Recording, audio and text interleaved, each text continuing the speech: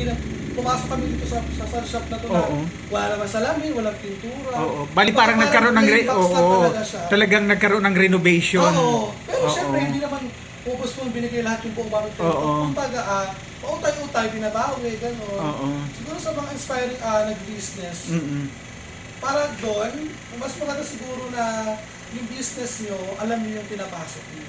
Tsaka kayo mismo owner, hands-on kayo mismo sa business pinasok niyo. Tama, siguro Mari talaga. Kung kayo aasa dun sa mga staff niyo, sa tauhan niyo, o sa kasama niyo sa pag-business na isasang-alang-alang niyo sa kanila. Dapat kayo mismo, alam niyo mismo.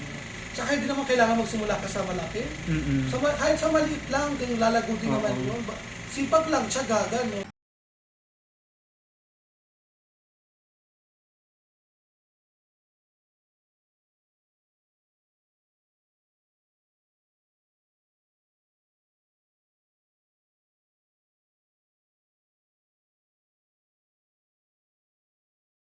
Noon mga kalarga, today's vlog is interviewin po natin ang aking isa sa mga nagiging kaibigan dito sa Muson. Walang iba kundi po ang aking friend, si Miss Regine. Ito po, Regine Salon siya. Hello everyone, magandang hapon po sa inyong lahat. Welcome sa Regine Salon. Hello mga kalarga. Best tayo, happy Sunday. Mari, matanong ko lang sa iyo, kailan ka nag-start ng iyong salon? Ng business na to? 2012. Magka 10 years na ako this coming December. This coming December, 10 years na. Okay. Pero ikaw, nagtapos ka talaga ng cosmetology or beauty? Okay. Nung time na pag-graduate ko ng high school, naramdaman ko na wala akong pang-aral sa akin ng magulang ko. Nag-decide ako mag-aral ng vocational. Saan vocational course ka nag-graduate? Gunting at suklay. Mami Ricky Reyes. Yes, Oo. Tapos, yun, nag-start ka na ng business noon. Hindi, napasukan muna ako. Before, bago nung nag-aaral pa lang ako, nagtrabaho ko sa ABS. Ano trabaho pa sa ABS-CBN? Assistant makeup artist tsaka wardrobe. Okay. Yung unang pinasukan ko, Banana Split. Yung kay Aga. Yung kay Aga Mulak. Tsaka kay, tawag dito, sino ba ito? Fresh Lara Tigama. Yun ang yung ko na pinasukan ko. Yun ang unang trabaho mo. Yeah, tapos assistant makeup artist ako doon. After noon, yung fashion show, may friend ako na wardrobe sa ASAP. Kinuha naman niya ako for assistant wardrobe. Talaga? Tapos hanggang sa, yun, nakapag-ipon ng konti, bilunan. Pagtapos to, sobrang nakakapagod yung schedule kasi syempre. Alam mo naman ba sa trabaho? Siyempre, mas hawak mo yung oras pag may sarili kang business. Pag may sarili kang business. Ayun, nakapag-ipon kahit paano, pinalad. Yun, diretso nakapag-salon. 10 years na ako. 10 years ka na dito sa shop na to. Kaya, Mari, siguro, isa din sa mga inspiring na beautician na dapat talaga sa simula is maliit lang muna ang wala naman nagsimula sa malaki kagad. Kasi mahirap. Tsaka pag nag-business ka talaga, ikaw talaga mismo yung magtatayo ng business. Hindi, at saka siguro parang na-experience ko yun. Kasi nag-put up din ako ng salon dito sa may kay Mito Street, sa may Life Homes. Kasi ngayon, hindi naman ganun kalaki yung puhunan, hindi ganun kaganda. Sa sarili mo, wala ka. Yun nga, ang naging problema ko, Mari, doon is hindi ako ibig sabihin... Ikaw mismo dapat, ang tingin ko lang kung magtatayo ka ng business, maganda ikaw mismo may ari, hands-on ka. Correct. Bukod sa hands-on, alam mo yung business. Yes, yung pinasok mong business. Ang problema nun... Yung halimbawa, kung nagpasok ka ng pinasok mong business sa food industry, hindi ka na marunong magluto, hindi ka na marunong mamalengke, hindi ka na marunong...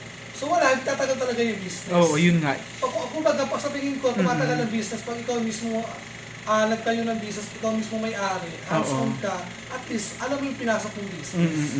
Parang gano'n. Kaya, mahirap talaga kasi nun parang, ang laki din ng naubos ko, pero almost... Pag ikaw mismo, at hindi mo 40 yung pagkasalon, yun nga. mag-uubos ka lang talaga ng pera. Kasi alam mo, siya, parang umabot din ng mga 2 years. Aasa ka lang sa mga tauhan mo. Yun nga natural. May mga staff pa siya, pero hindi naman lahat perfecto. Correct. Tapos minsan absent. Paano? Wala si ganito, wala si ganyan. Paano pag hinanap yung hairdresser mo tapos wala siya, lugi ka na agad. Yun ang problema kasi syempre everyday tumatakbo ang renta, Mare. Lahat, patuloy lagi. Napakahirap. Kaya Parang Panatag sila kasi na na hindi pumasok kasi sahuran naman sila. Oo, yun na nga, oo. Depende sa usapan. Oo. Saka katulad niya, kung halimbawa wala kang tauhan, Oo. wala sila, ikaw mismong owner ang gagawa doon sa client. Correct, So hindi oo. ka na zero, di ba? Oh, at least talaga dapat yung business na papasukin mo, alam mo talaga. Oo. Kung kapag hindi man ikaw ang gumagawa, alam mo kung paano pa ikot-ikutin. Correct, oo, dapat siguro Kumbaga, talaga. Kumbaga, doon sa mga staff mo o sa... Kasi ang dami kong pinood up Mari na business, yung watch repair ko sa Cubao.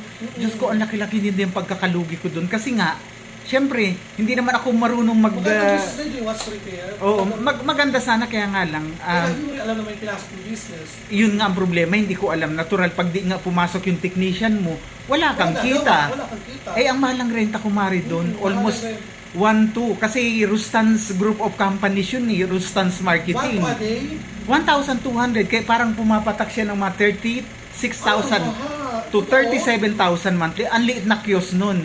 Kasi para siyang may ano eh, para Hindi siyang... naman araw-araw may nagpaparepair. Correct. Ang ano doon is parang meron siyang ano bang tawag doon? Yung para siyang nag-organizer ng Jangge. Ay under siya doon. Siguro siyempre yung mga staff noon, natural may sweldo doon. Siyempre. Kaya talagang Ang mga tauhan talaga pag mga ganyan. Oo. Yung salary nila, siyempre tuloy-tuloy yun. yun nga ang problema kasi Siyempre expenses mo din. correct, talagang kailangan talaga pag sa Minsan business. po ang business mo din talaga malakas kumita. Malakas yung expenses. Correct, oo. The more na malaki kinikita mo, the more na malaki rin ang expenses. Kaya nga, na kasi siyempre siguro may inaasahan kang may income ka na malaki-laki, kaya yung expenses lumalaki din. Kaya nga. Kaya Mari, ano ang maipapayo mo sa mga inspiring na magsisimula ng ganitong business? Kasi pag galing pa tayo sa pandemic. Oo, di ba? Survivor nga tayo sa pandemic. Correct, oo. Siguro walang ipapayo. Pwede naman lang, hindi naman ganun kabigat. Oo. Magkano ang start na puhunan do sa mga hindi kagandang salon pa? Yung halimay nagsisimula ka pa lang. Hindi naman tungkol na ganda, pero gumastos kami nasa 150 plus po eh. Kasi yung hindi na pumasok kami dito sa shop na to na wala naman salamin, walang pintura. Oo. Bali parang nagkaroon ng talagang nagkaroon ng renovation. Oo. Pero syempre hindi naman ubos mo binigay lahat yung buong bakit. Kumbaga, pautay-utay, binabawi, gano'n. Siguro sa mga inspiring nag-business, para doon, mas maganda siguro na yung business nyo, alam niyo yung pinapasok niyo.